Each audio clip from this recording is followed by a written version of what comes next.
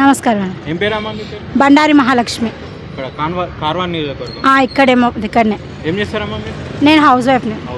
ఇప్పుడు ఎంపీ ఎలక్షన్లు వస్తున్నాయమ్మా.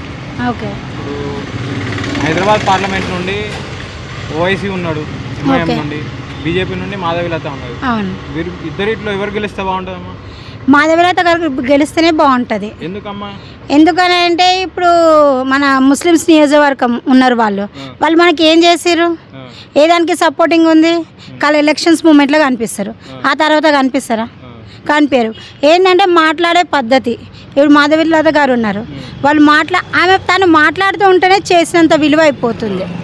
డిఫరెన్స్ అనేది ఇది వీళ్ళిద్దరి మధ్యన. ఓవైసీ ఏం చేయలేదంట? చేసిండొచ్చు. మా మటుకైతే, మా ఏరియా మటుకైతే ఏం చేసిండో ఏం చేయలే. చేస్తాము అంటారు, ఆఫీస్కి రండి అంటారు. సపోజ్ ఇక్కడ డ్రైనేజ్ ప్రాబ్లం అయింది, ఆఫీస్కి రండి అంటారు. ఆఫీస్కి వెళ్ళిన తర్వాత సరే చెప్తాము, వస్తాము, పోన్రి, అంతే.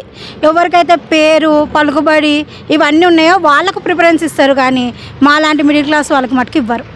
అంటే వాళ్ళ అన్నదమ్ములు ఇద్దరు కూడా, ఒకరు ఎంపీ ఒకరు ఎమ్మెల్యే. ఓకే.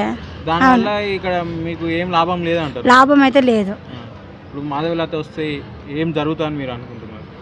డెఫినెట్లీ తను మటుకు వస్తే మటుకు మాకు ఛాన్సెస్ చాలా బాగుంటాయి. ఆమె ఏంటంటే ఫుల్ సపోర్టింగ్ ఇస్తుంది. ఆమె మాట్లాడే పద్ధతిని బట్టే ఎరికైపోతుంది. ఇప్పుడు ఆమె వచ్చినా కానీ మాకు ఫుల్ సపోర్టింగ్ ఉంటుంది. మళ్ళీ ఏంటంటే ఆమె ఇప్పుడు చెప్తుంది కూడా, ఏంటంటే గుళ్ళు డెవలప్ చేస్తా, టూరిస్ట్ మోడల్లో చేద్దాము, అది ఇది అంటుంది. కానీ చేసేదన్న హోప్ కూడా ఉంది తన పైన. మాధవీలత ఉంటే మీకు ఏమవుతుంది, అసలు ఏం చేస్తారు అనుకుంటారు మీరు? ఇప్పుడు మాధవీలత అంటే తను ఒక స్త్రీ అంటే ఇంటి వరకే పరిమితం. కాకపోతే ఆమె వీరనారిలాగా బయటకు వచ్చింది. బయటికి వచ్చి ప్రతి ఒక్క గల్లీ వాడ ప్రతి ఒక్క జాల తిరుగుతుంది ఆమెకు. ఇక్కడ మన లోకల్ స్లమ్ ఏరియా అంటే ఏంది, ఏం కథ, ఆమెకు ప్రతి ఒక్కటి తెలుస్తుంది. ఇప్పుడు మా బాధలు ఏమైనా ఉన్నా కానీ మేము ఆమెకు డైరెక్ట్ పోయి చెప్పడానికి ఛాన్సెస్ ఉంటాయి.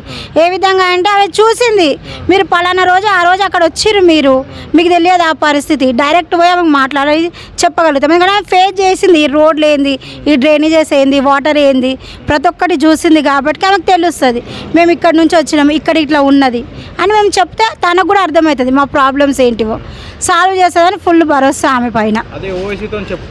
చెప్పుకోలేము. ఎందుకనంటే చెప్పినాం కదా, వాళ్ళు వెళ్తాము, ఆఫీస్కి వెళ్తాము, సరే కూర్చోండి అంటారు, వస్తున్నాము అంటారు, పంపిస్తున్నాము అంటారు, అంతవరకే.